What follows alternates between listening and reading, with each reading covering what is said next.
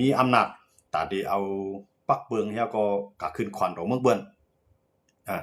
กำในตัวโนทำซ้ำขึ้นหลอกลุ่มตะลาเขาซึ่งล่ะเนี่ยเพราะว่าลุ่มตะลาเนี่ยแทบตัดว่าตัวโนทำเป็นไผพิษเมืองอเมริกันในตีเอาเงินตีไหลขึ้นกับยอเปิ้นอันเฮาไหลเก็บขวัญเข้ามาเจ้านั้นมันจังว่าหลายเมืองเนี่ยมันเก็บกับเอาเขาโดนนะ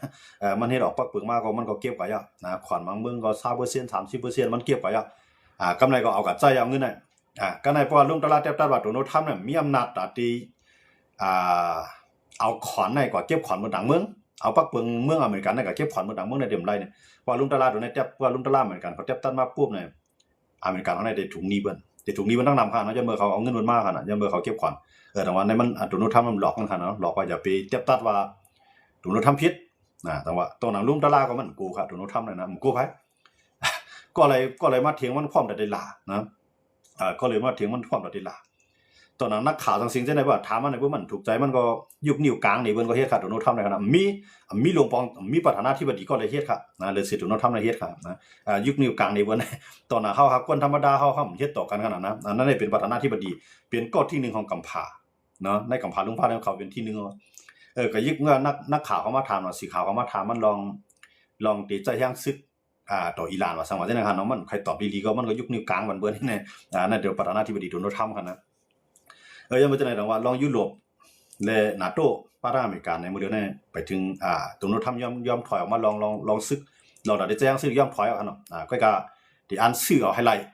ที่อันซื้อไฮไลท์มันก็ที่อันออกมาไฮไลท์เนี่ยอันนั้นได้มันเปลี่ยนตั้งค่าไลท์ของมันเนาะนั่นได้ยุ่มยาว่าแล้วเตรียมไลท์ค่ะเนาะใช่มั้ยลองกินแล้วนั่นค่ะนะอย่าแล้วเตรียมไลท์เพราะมันไลท์ในเหมือนเจ้านางขี่มีหั่งใหญ่ใครก็ไล่เมืองไหลขี่ก็ในว่าเฮาเดี๋ยวยังซึกมายี่เรามันก็จังเปลี่ยนไลท์นั่นค่ะเนาะเพราะว่าตัวโน้ตทำเฮ็ดเนี่ยจังมันดีเฮ็ดไรในเฮ็ดไรก็กำมันดีเฮ็ดให้รัสเซียเขาเนี่ยขี่เขาเนี่ยดีเยืองแท้นะใครยึดเมืองไหนก็ยึดกว่าก็ในเหมือนเจ้าน่ะอังกฤษเขายุโรปเขาหลายๆเมืองที่เขาแห่งใหญ่ก็ยึดเอาที่ไหนบางหลายสูเนี่ยเฮาเอาแต่โหมล้มเฮามันได้จังเป็นจังได๋มาได้มันได้เฮ็ดให้ลุงพาเนี่ยวุ่นวายหรือเก่านั่นค่ะเนาะอันไรตัวโน้ตทำเฮ็ดได้ขนาดเชื่อเหมือนเจ้านั่นแหละมื้อนี้อำว่าจะเป็นผู้นำในกูลองของยุโรปกอกมาสารคาเต็มตีอำว่าจะเป็นผู้นำในกรุงรองของนาโต้ก็ออกมาสารคัดเต็มที่นะอำว่าจะเป็นมหาอำนาจเหมือนเช่นอังกฤษฝรั่งเศสเยอรมันเขาก็ออกมาสารคัดโดนัลด์ทรัมป์เนี่ยตรงว่าอันโดนัลด์ทรัมป์ยังอ่านตาเดียวมากุนกินแลนั่นได้เรียบจะเป็นตั้งอยากตอนตามมันอยู่นั่นขนาดเนาะก็กำไรเขาขึ้นมาด้วยทางรองยุโรปเลยอเมริกานั่นหมดเลยในมันในเคียงแข่งกันลองการกล้าขายก็หมดเลยเนาะการซึ่งนั้นโดนัลด์ทรัมป์ย่อมถอยกันเนาะหรือนั่นก็เขาขึ้นมาด้วยทางว่าว่าเสมันยอมโดนัลด์ทรัมป์ยอมถอยลงยุโรปอย่างนั้นลองยอมถอยลงตัดใจซึกต่อกินแลนด์อย่างนั้นเนี่ยเขาขึ้นมาโดยทางโดนัลด์ทรัมป์แล้วใจทางซึกต่อถอยทางเนี่ยมื้อนี้ก็ที่เป็นอิหร่านก็ในอิหร่านนั่นได้หลายวันมาก็โดนัลด์ทรัมป์ได้หลอกกูวันเขาว่าใจทางซึกต่ออิหร่านเนาะก็ในอิหร่านก็ปืนเผาเพราะว่าโดนัลด์ทรัมป์ใจแห่งซึกต่ออิหร่านก็ได้ยื้อใส่กูตีเตียนมีตับซึกอเมริกันตั้งตะวันออกกลางนะอำว่าที่เป็นอยู่ในอิรักเนี่ยอำว่าที่อยู่ในกาตาร์เนี่ยหลายๆเมืองเขาเนาะหลายๆเมืองซื้ออันเป็นอุยหลีตั้งตะวันออกกลางนะเจอเป็นอุยหลีอเมริกันนั่นนะอิหร่านก็ได้บังเดมตีเนี่ยนั่นก็เคียงแข่งกันลองซึกเนาะก็การมื้อนี้โดนัลด์ทรัมป์ก็อันนั้นได้ลองได้ไปถอนครับว่าได้ใจแห่งซึกต่อว่าได้ใจแห่งซึกต่ออิหร่านในโดนัลด์ทรัมป์ได้ไปย่อมถอยเข้ากว่ามันได้เนาะก้อยกามันสามารถสิคือล่ะเนี่ยมีเสียงตั้งตาดีอุกันอยู่เนี่ยมันเจอหนังโดนัลด์ทรัมป์เนี่ยมันลัดความเนี่ยมันลัดความเต็มบ่ต้องความค่ะเนาะมันลาเราก็มาปอกเหมือนจังมันลืมหามันก็มันตั้งใจลืมหำฮู้กันเนาะก็นะครับตั้งนึงได้ว่าได้ตั้งใจแห่งว่ากวนเมืองกวนเมืองหมายถึงกวนเมืองอิหร่านเขาเนาะกวนเมืองอิหร่านลุกขึ้นต่อสู้ลืมลำแบบลงปองจึงสู้ลองตั้งใจแถมเดียอเมริกันนั่นที่เข้ามาถึงเนี่ยพวกไขกวนเมืองเนี่ยพวกไขกวนเมืองลุกขึ้นมาน่ะกวนเมืองนี่ก็ตายกว่าน้ำเอาคั่นเนาะหลายวันป่วนมาได้ลงปองจึงเขาลงปอง4ล้านเขาลาดว่าตายกับเป็น20,000เนาะเนี่ยอันนั้นได้มันใจลองตีกันเนาะลงว่าตาย20,000คั่นน่ะติมันได้ตายหมอก3เฮงปลายที่ตายหมอก3เฮงปลายกำในคนโดนัลด์ทรัมป์นี่ก็ซ้ำขึ้นมาซึ่งล่ะเนี่ยโดนัลด์ทรัมป์ได้ยินข่าวตั้งผู้นำอิหร่านในยอมถอยลองตัดได้ข่าวคนเมืองเนี่ยมื้อนี้ก็เขามีเส้นตั้งตัดได้อุกันเนี่ย เนี่ยตัวโน้ตทำมันเนี่ยตั้งหนึ่งสมว่าใจย่างซึกต่ออิหร่านอยู่พวกมาอุเพียงกำหนึ่งสมว่ามีเสียนตั้งแต่ได้อุกันอยู่กันเฮ็ดไหนเสร็จแล้วเฮ็ดไหนก้นเมืองอิหร่านนั้นอ่ำป้อยุ่มยำในประธานาธิบดีโดนัลด์ทรัมป์ว่าใจย่างซึกเข้าใจแต่ว่าลองในการใส่ในอิหร่านนั้นก็ลดลงอยู่ค่ะเนาะลองในการใส่ในอิหร่านนั้นลดลงกว่าที่ลดลงกว่านั้นย้อนไปทางไหนย้อนไปตัวโน้ตทำเนี่ยมันรัดความปีนกว่าปีนมาจังนั้นเนาะปีนกว่าปีนมามันจังว่าเดี๋ยวใจย่างซึกเลยตาลองตั้งใจแถวนั้นที่เขามาถึงเอาเนี่ยให้ก้นเมืองอย่าไปยึดกึดก้นเมืองลุกขึ้นดิลืมล้ำผู้นำสวยไรกำลังแทงตั้งนึงว่าลงปองซึ่งอิหร่านปืนเผากึดยองกึดยึดลองตัดได้เพียนคอก้นในกลางใส่เส้นนั้นเนาะเพียนคอตายครับเนาะให้พวกเขาจะได้พวกกึดเอาก็มันเป็นเงาลายเหลี่ยมตัวเส้นตั้งตัดได้อยู่กันในอเมริกันก็ตึกปืนไว้มีเส้นตั้งตัดได้อยู่กันอยู่เนี่ยเฮ็ดจังไหนเป็นอะไรก้นเมืองในเมืองอิหร่านเนี่ยไปวางใส่ในประธานาธิบดีโดนัลด์ทรัมป์เนาะกำลังเหมือนจะหลังเข้าในถูกอเมริกันเขาอิสราเอลเขาปั่นหูกุ้ยอยู่แน่เขาจอยเขาตีอยู่แน่ไหนก็กำลังลงปองซึ่งอิหร่านก็มองเต็มตีตั้งนึงมันก็เฮ็ดให้ก้นเขาก็ตายนำก้นเมืองในครับเนาะก้นเขาก็ตายนำ2-3เองนะครับเนาะมันตายนำยังไงก็เขาก็มีลองกูเนาะยันบ่โดนทำในแลบเตรียมจอยเตกำไรตั้งยุโรปเขาจะเข้ามาอยู่แล้วเนี่ยอย่าไปฮิบใจให้ประธานอย่าไปให้ประธานาธิบดีโดนัลด์ทรัมป์ในใจย่างซึกต่ออิหร่านเพราะว่าโดนัลด์ทรัมป์ในใจย่างซึกต่ออิหร่านเนี่ยกำลืนมาในก้นเมืองอิหร่านได้ขึ้นมาโหมาในก็ได้ขึ้นปันแห้งอายะตะลอขึ้นยันบ่จังได๋ปล่อยให้ก้นเมืองในกว่าจำสภาวะมันก่อนให้ในกลางใจรวยกลางใจก้นเมืองดิๆก่อนอย่าไปชิปเอาอเมริกันในเข้ามาจิ้มในการเมืองการซึกเฮ็ดจังได๋ก็ไม่ยุโรปเขาก็ไปพร้อมตอนได้ปันโดนัลด์ทรัมป์ในปืนบังตึกกำไรเหมือนเจ้าหนังอ้อยหลีเนาะอ้อยหลีของอเมริกันตั้งตะวันออกกลางเอามาได้เป็น UAE เนี่ยเอามาได้เป็นกาตาร์เนี่ยเอามาได้เป็นอียิปต์เนี่ยเอามาได้เป็นจอร์แดนเนี่ยแล้วก็โฮมปารังคูเวตหลายๆเมืองค่ะเนาะโฮมปารังซาอุเนาะเขาจะได้ออกมาห้ามเนาะกูเมืองในปิกกลางฮาวเป็นอเมริกันนะครับเนาะเพราะว่าที่ปืดกลางฮาวปันให้อเมริกันในใจเครื่องบินเนาะเมืองเปิ้นในกลางฮาวก็มีพักดูเขาเนาะพักดูจังล่ะมากองให้เก่านะสังเกตว่าบินมาเพิ่นก็พร้อมได้ยี่ลงนั่นเนาะเขาจะทำปิกกลางฮาวพอปิกกลางฮาวปุ๊บในอเมริกันก็เจ้าเครื่องบินให้เข้ากับมินิก็ยืดนั่นครับเนาะแต่ขว้างเขาจังได๋ผมได้ขว้างเขาจังได๋มันจะมีปัญหานะครับเนาะแต่ว่ากำในอิหร่านทำหลอกไว้จังคือล่ะในอิหร่านทำรัฐว่าเมืองหลาย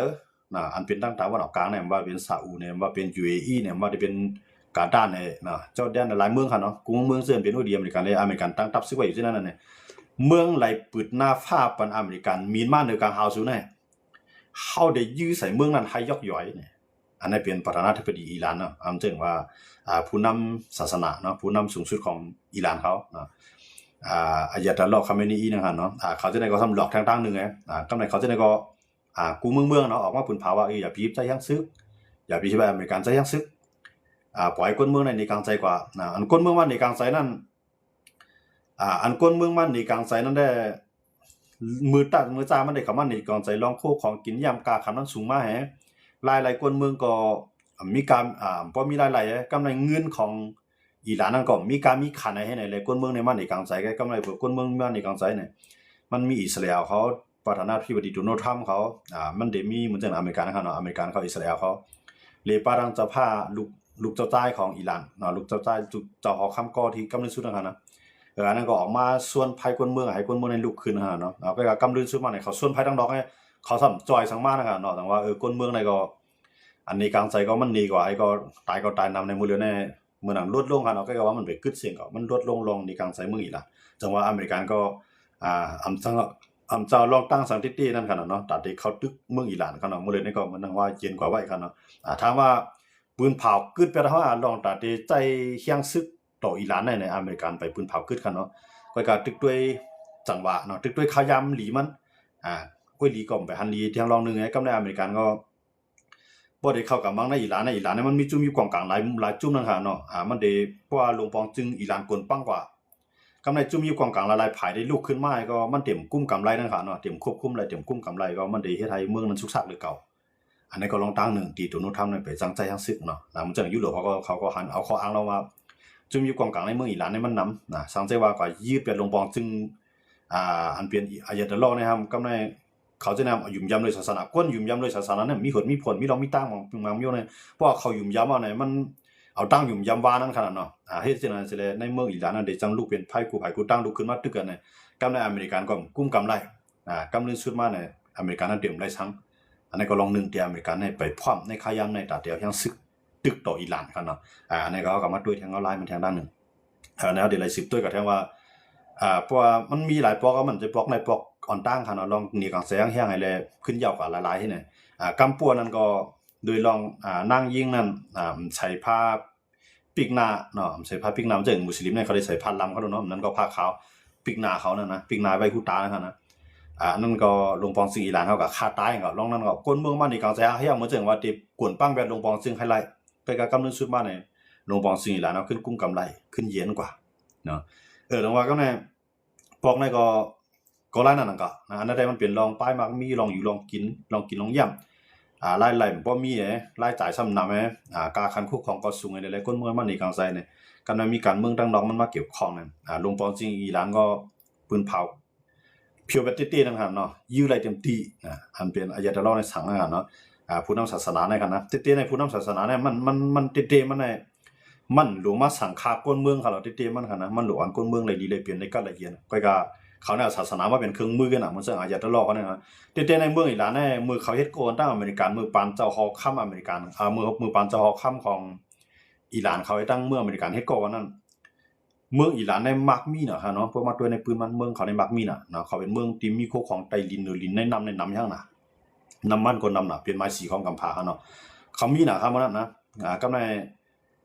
ภัยศาสนาในมาก็มาส่วนตุ่มคนเมืองน่ะเมืองเขาในย่าอเมริกันในมาโจรเอากว่านำมันอเมริกันในมาเอากว่ากูซื้อกูร้องในก็ตกเป็นเครื่องเป็นมือเป็นของอเมริกันเป็นหมดแล้วว่าเฮาลุกขึ้นพื้นเนี่ยกำไรเขาลือเปียจอข้ามกันนะครับเนาะเพราะเขาลือเปียจอข้ามเขาใน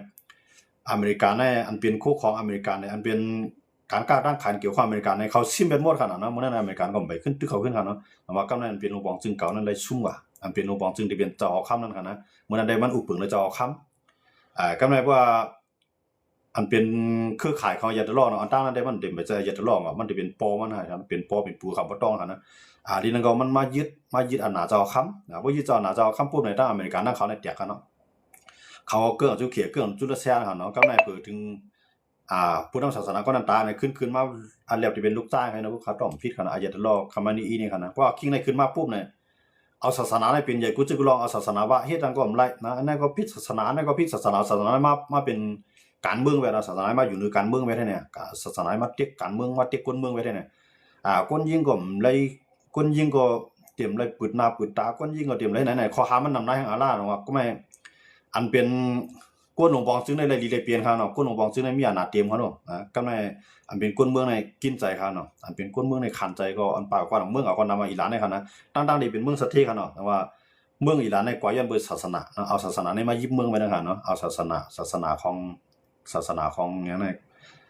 นของอายะตะลอนะครับเนาะเอาเขามายึดศาสนาอันนั้นแล้วก็เฮ็ดให้เมืองอิหร่านในกอดผ่านก็นำคนเมืองในก็วนหลังออกมาสังหารเนาะปากเมืองเนี่ยก็อยู่เมืองเปิ้นแล้วก็หันเมืองมันขึ้นใหญ่ก็ใครหันขึ้นเมืองเจ้าเก่าขึ้นใหญ่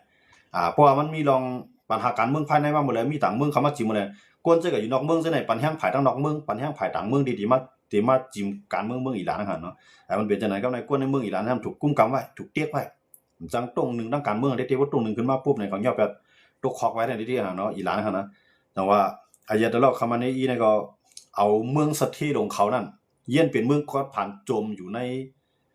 เขากอดผ่านนั่นจังได๋เมืองกอดผ่านนั้นมันใจคู่ของเดลินเดลินในน้ำกอดผ่านครับนะมันเป็นก้นเมืองกอดผ่านเมืองกอดผ่านหมายถึงก้นเมืองกอดผ่านเฮียงก็บ่ไรนะครับเนาะก็เอาลงบองจึงได้เอาคู่ของเดลินกับคายก็ไหลมากองกลางไงจังว่าพวกของก้นเมือง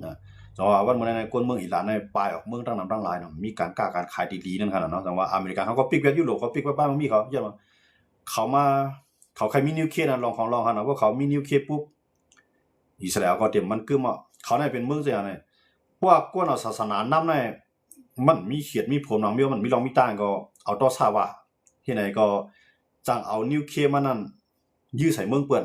นะยันบ่จังนั้นได้ดอกว่าอเมริกันเขาก็กูนะเพราะว่าปันอิหร่านมีนิวเคลียร์ได้มันหลายมันได้มังเตียอิสราเอลก็ซ้ำกูนะสังว่าข่าว2ก้อนนี่ก็คงมือกันกำลังยุโรปเขาก็กลัวนะยุโรปเขาก็กลัวอิหร่านนะครับอิหร่านมันเป็นเมืองกว้างใหญ่เมืองมันได้กว้างใหญ่อย่างซึกอนนับล้านมัน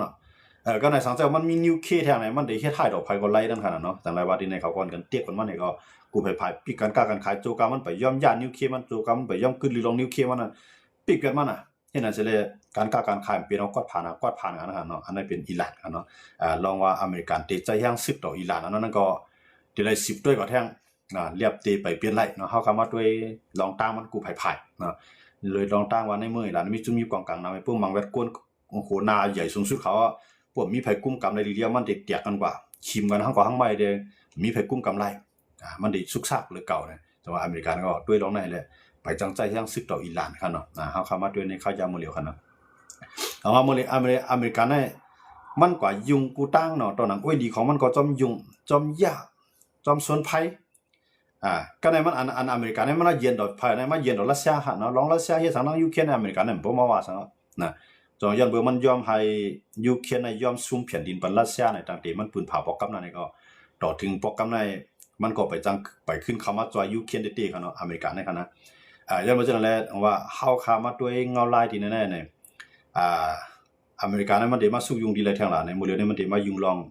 สนุนกะซะเนาะที่สนุนกาซาอันเป็นเมืองปาเลสไตน์เนาะอันกุ้มกำเลยจุ่มหามาดเมืองตั้งเนาะเมื่อเดือนอิสราเอลเนี่ยก็มังยกใหญ่ก่อยไปตั้งเมืองก็หน่อยได้ขึ้นมาตั้งให้เมืองสนุนกาซาเนี่ยขึ้นตั้งเมืองขึ้นมาใหม่อันเก่ายาเลียวอันเลียวว่าจังนั้นก็ขึ้นปากขึ้นไถขึ้นโทขึ้นมิบเฮ็ดใหม่เนาะที่ห้องกุ้มเมืองหลายๆเมืองเนาะห้องปาเลสไตน์หมดเลยเนี่ยห้องปาเลสไตน์ห้องปาดังไทยห้องปาดังตุรกีหลายๆเมืองคั่นเนาะ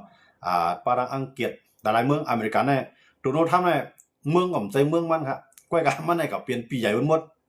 มันลาดว่าก็เลยได้เข้ามาเนี่ยให้ใส่เงินมา1เมืองเนาะเมืองหลายได้ส่งตัวแทนเข้ามาตาได้จอยกันด้วยถึงที่เมืองฮามาสเนาะที่เมืองปาเลสไตน์อันพื้นที่ฮามาสกุมกับที่สนุนกะซานะครับนะ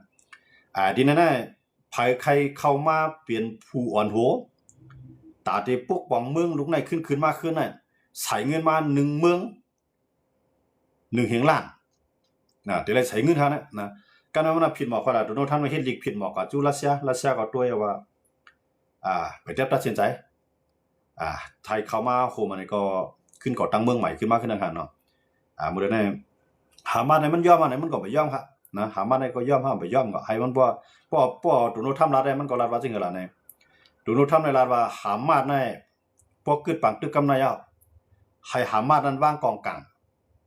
ป้อมว่างกองกลางในอเมริกาในก็ได้มายื้อก็เหลียวยาก็ได้ส่งลงงานลายเสียงๆอันนั้นโดนัลด์ทรัมป์หรอกเนาะต่อถึงมันได้ก็ไปว่ายิงว่าอิสราเอลนะยิงไปได้ก็ยิงไปตั้งหลายคั่นเนาะอันเป็นหามานั่นบ่ใครขึ้นเรื่องเตี้ยๆกันนะเพราะการมื้อนี้เขาก็ขึ้นตั้งแฮงขึ้นมากขึ้นก็ในอิสราเอลว่าโดนัลด์ทรัมป์มาผิดบอกหลายๆเมืองก็ว่าผิดบอกว่าอิสราเอลนะครับเนาะอิสราเอลก็ว่าอย่างในหลายๆเมืองในก็ในอิสราเอลว่าเหมือนเจ้านางกาตาร์เขาเหมือนเจ้าหนังอียิปต์เขาเหมือนเจ้าหนังตุรกีเขาจะในเขาได้สารคัดอิสราเอลตัดสินเขาเนาะสารคัดว่าอย่าไปใจอิสราเอลเนี่ยให้อิสราเอลเนี่ยกุมกำหามาดไรอย่าไปกุมกำอันเป็นสนุนกะซ่านะครับเนาะอย่าไปกุมกำสนุนกะซ่าไรนะเขาจะในก่อนกันต่อสู้ก่อนกันสารคัดอิสราเอลนะครับเนาะมือพ้องย่างอิสราเอลที่เขาปังตึ้งนะครับนะเมื่อนั้นได้อเมริกันได้จอยแทนอิสราเอลเต็มที่เมื่อนั้นครับนะจอยเรื่องครึ่งกองกลางเองก็อิสราเอลเนี่ยก็มังเต็มที่นะมังครั้ง2 ปีปลายกำไรเหมือนตั้งว่าส่วนใหญ่ในอิสราเอลเป็นไผเป้กกำไรหามาแล้วก็เต็มขึ้นเลยซะอยู่ก็ย่อมขึ้นบางตึกกว่าพอย่อมขึ้นบางตึกปุ๊บในข้อแลกปีนของอเมริกันได้แล้วว่าหามานั้นหรือว่างกองกลางก็กับมือเรือนั้นได้บ้างคั่นเนาะกำไรถูกกันแล้วคักตอนคักที่2พอคักที่3ก็หรือว่างกองกลางคั่นเนาะกำไรโดนัลด์ทรัมป์ผิดบอกมาเหมือนเจ้าหนังตุรกีเขาเหมือนเจ้าหนังกาตาร์เขาอียิปต์เขาหลายๆเมืองในอิสราเอลสัมพันธ์ลีอิสราเอลสัมว่าเขาจะไหนเป็นก้นก่อสารคัดออกมือเขาต่อสู้ในกำไรเขามาเดี๋ยวเขามาจอยอุปเปิงปาเลสไตน์ในอิสราเอลได้สารคัดเนี่ยก็กับอเมริกันซ้ำกับห้องเขาเหมือนเจ้าหนังกาตาร์ว่าอียิปต์ว่ากับห้องตุรกีว่าเนี่ยก็กับอเมริกันซ้ำห้องว่าอิสราเอลเนี่ยนะอิสราเอลเนี่ยก็เหมือนเจ้าเป็นจะมีเนทันยาฮูความพอใจลุกขึ้นมาสารคัดต่ออเมริกันลองว่าตีถือโฮมกันปกป้องขึ้นเมืองเซนกาซาเขาก็อเมริกันทำห้องว่ามีเป็นจะมีเนทันยาฮูนะครับมือหลายวันพ้นมากนะก็กับวันเหมือนในห้องป้านะห้องป้าอิสราเอลเซมกาในห้องป้าเมืองไทยห้องป้าเมืองรัสเซียห้องป้าให้เขามาโฮมนี่ก็ให้ปกป้องปืนเตียนในก็กับว่าเมืองไหลเข้ามาได้ใส่เงิน1แห่งล้าน ที่เลยใส่เงินเฮียงล้านเนาะเฮียงล้านดอลลาร์นะที่เลยใส่เงินเฮียงล้านดอลลาร์ให้เขามาเปลี่ยนเขาว่าบอร์ดบริหารมันจึงว่าคนอ่อนหวยก็กดตั้งเมืองลงได้ขึ้นมากขึ้นให้เพราะมีอาหารในนั้นนะครับเนาะแต่ว่าไทยก็ให้เข้ากันก็ไทยเดี๋ยวเพราะว่าไทยเคยเข้าไทยก็เลยใส่เงินเฮียงล้านตุนท่านไม่ได้ก็มาปกป้องตุนท่านไม่เหมือนเช่นว่าเป็นเมืองมันนะครับว่ามาตัวมันเฮ็ดได้กันนะเพื่อใครเข้ามาปกป้องเมืองสนุกกับซ่าได้ก็ใส่เงินมา1เมืองใน1เฮียงล้านนะเฮียงล้านดอลลาร์ให้ใส่เข้ากันนะรัสเซียก็ตึกด้วยไว้ไปจังเต็บตัดรัฐเมืองไทยก็ไปจังเต็บตัดอย่างเมืองไทยเนี่ยไปมีหลวงปองจึงอันเป็นนักการถึงมีหลวงปองจึงหักษาการนะครับมันจึงเมืองไทยกันนะหลายฝ่ายก็ในลองตั้งอิสราเอลนั่นมันจึงเป็นจะมีในวูได้มันก็ได้เข้ากับคุมบ้านได้ก็ในเทียงกันนะก็นะมันจึงนั้นปริสไตล์คำว่าอิสราเอลเนี่ยเป็นก้นก่ออันเข้ามาตึกย่าลูกแล้วซ้ำที่เฮ็ดให้อิสราเอลเนี่ยขึ้นเข้ามาอยู่ในจู่เหมือนพวกหวังในมันเปลี่ยนความไล่ในหลายๆเมืองก็ตึกสันคัดอิสราเอลนะแต่ว่าอิสราเอลในแทงตั้งนึงเนี่ยที่เอาก้นของมันเข้ากล่าวมันจะหนังเป็นจะมีในทันดาวูนั่นขนาดเนาะแทงตั้งนึงเนี่ยที่สูงแห้งซื้อเขาเพราะว่ามันไล่ดังใจมันนะมันมีได้2ตั้งขนาดอันนี้ก็บอกว่าเมืองปาเลสไตน์อันเป็นพื้นที่สนุนกาซาอันเป็นจุ่มหามาเขากุ้มกันนั้นก็ในขักกันตึกกันได้มันคือกว่าก็ตึกท้องแท่งๆเนาะก็ว่ามันไปถึงขักตีว่างกองกลางนะยันเบิกอเมริกันโดนัลด์ทรัมป์ในปืนผ่าเป็นทางการนำเรียกว่า